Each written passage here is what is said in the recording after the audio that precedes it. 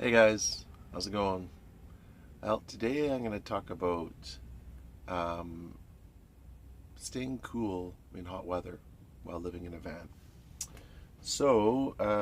Let's think here. First thing you want to do is you want lots of airflow, um, and basically that means fans. Now, there's a few different ways to get this done. Um, the best way, well, one of the best ways to me is to have a roof vent. You absolutely need a roof vent. To me, that's an essential part. And the fan that I like, the vent that I like, is that Fantastic fan. It uses quite a low energy on low, and you can have it on all day if you have decent power to supply it with, like batteries to supply it with. Um, so what you do is you have your roof vent open, the fan on, and then you have some sort of uh, intake opening, like the door cracked or the windows open or something, so that you can have fresh air coming in. So that's really important. Otherwise, it gets really hot. Remember, the roof of the van is made of metal, and that really emanates heat. Even if it's white or silver, it still emanates a lot of heat. Um, and if you have a dark colored van, another tip is to try to paint your roof white, and that will reflect light. It's called albedo. Uh, it's the amount of albedo is the amount of light that's reflected off the surface of the Earth. And if you have a white roof, it's going to reflect more. So, for example, if snow will reflect light way better than asphalt pavement or even a forest, because it's going to absorb the light because it's a darker color. So if your roof of your van is white, it's going to reflect light better. You have a dark van, paint it white, or at least the roof.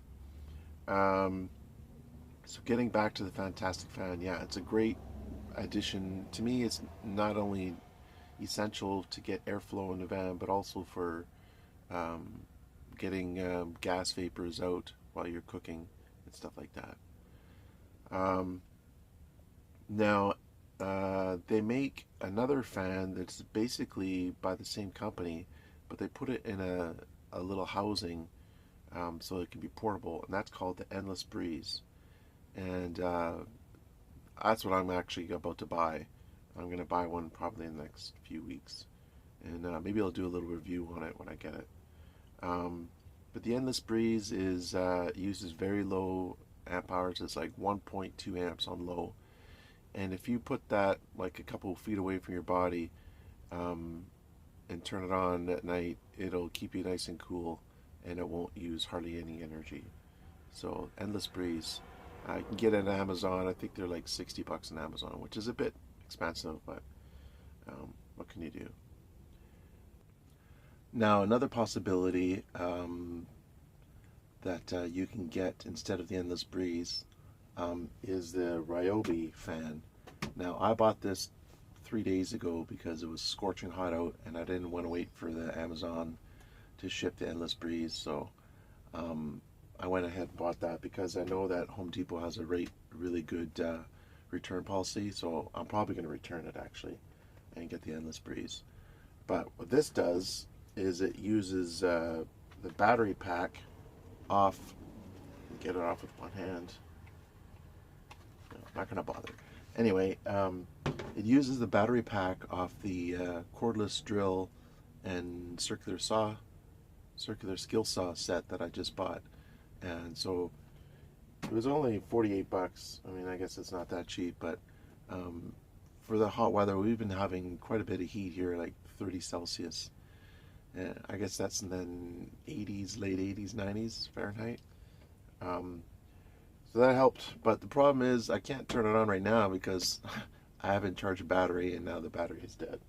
So what can you do? But this is a good fan as well. It's adequate to keep you cool at night, and it's better. I got just the cheapo basic battery that comes with it, but you can get the more expensive battery that's like double the price and it'll last 4 times as long. So that's another option. If you have the batteries that run your Ryobi stuff, you can use it for the fan as well. Another way to keep cool in a van is to insulate, and that's what I'm doing up here. I'm insulating this entire wall. You can see this is 2-inch thick insulation. This is the wall. There's going to be a wall coming out here, so this will be all like walled over, all insulated, because a lot of the heat comes from the windows. So like if I open this, the cab of where all the windows are, that's where the heat comes from. So if you just have a curtain, I know a lot of van dwellers just have curtains up, but I don't really think that that's the best option, because the curtains are not going to be as much of a thermal barrier as real insulation. So another thing you can do is park in the shade whenever possible. The more your van is out of the sun, the better. It'll be cooler. It makes a big difference. And if you can, if your van's not too high, and if you have the ability to do so, park on the underground parkade. It's always much, much cooler down there. And for me, I can't do it because my van's like 9.5 or 10 feet tall, so I can't park underground. But there is one area I could at a mall nearby, but I don't want to. I go to that mall quite a bit, and I don't want to kind of abuse it. I'm not going to park there overnight and stuff like that. So if I'm going to the mall, I will park under the undercovered area and get that shade. But like I said, I try not to abuse it too much by overstaying my welcome. But yeah, whenever possible, park in the shade. Now, a lot of people may ask the question, what about air conditioning while living in a van? Well, from what I've read and what I've heard other people say, it's really quite difficult to have air conditioning in a van off of solar.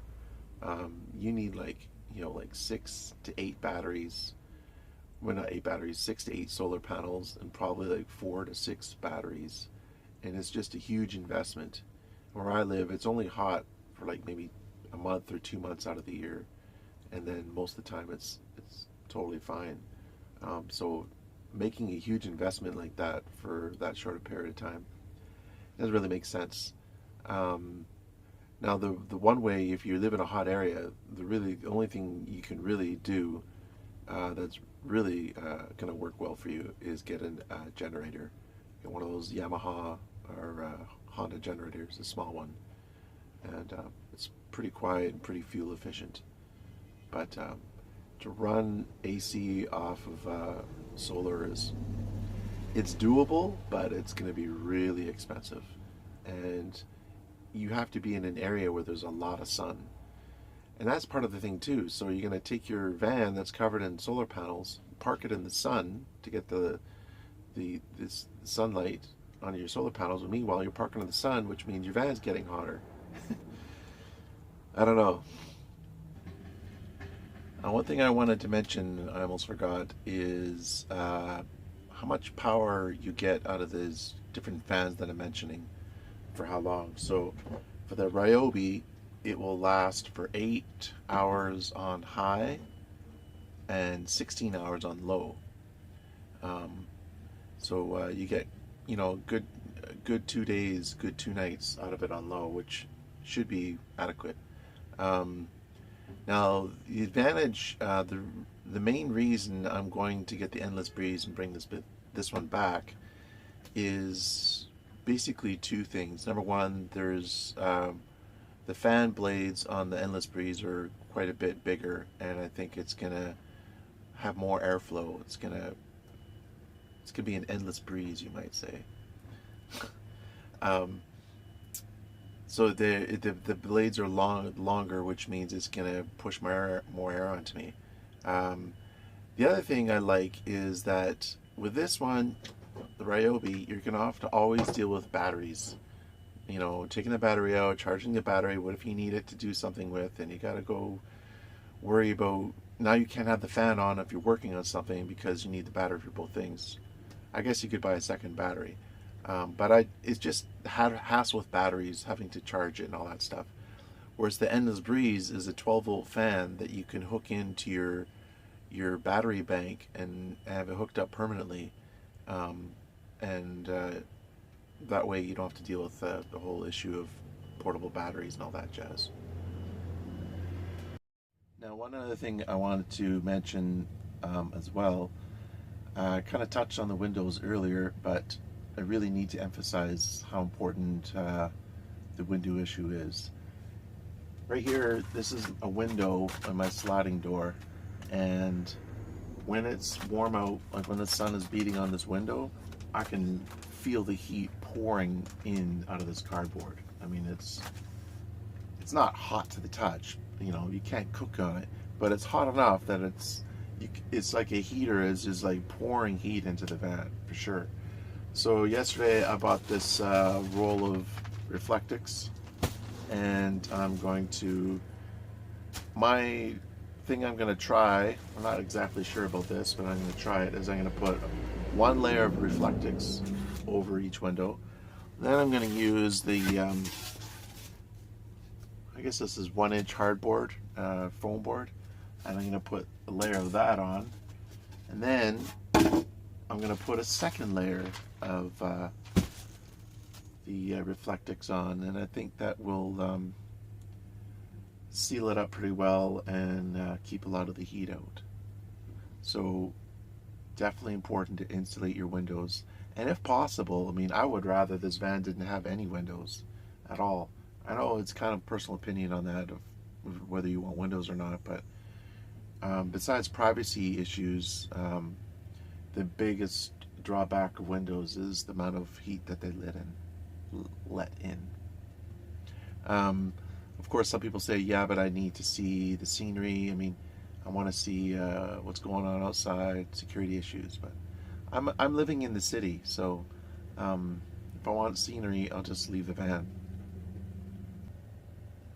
Another consideration is if it's really hot outside, how do you stay cool in the van? Well, don't be in the van. Go to the library, go to the mall or the coffee shop, places where there's air conditioning, and stay out of the van. And then later on in the evening, like around, in my area in Vancouver, BC, around 9:30 or 10 o'clock at night, it starts cooling down, and it's a lot more comfortable and tolerable in the van. So that's when I go in and I turn my roof vent on and suck the hot air out, whatever's left, because it's still going to be warmer in the van. It'll be warmer in the van than it is outside at that time of night. So once you turn on your roof vent, suck all that hot air out, and then you have the outside air in your van, so it's nice and cool again. And something it's a good idea is just stay out of the van if it's really hot. Anyways, guys, I hope those ideas are helpful. The heat is something that is one of the challenges for van dwellers. Heat and cold, of course. And but you know, if you use those tips, I think it's totally doable. You just have to figure it out and go for it. So thanks for watching. Take care. Have a great day.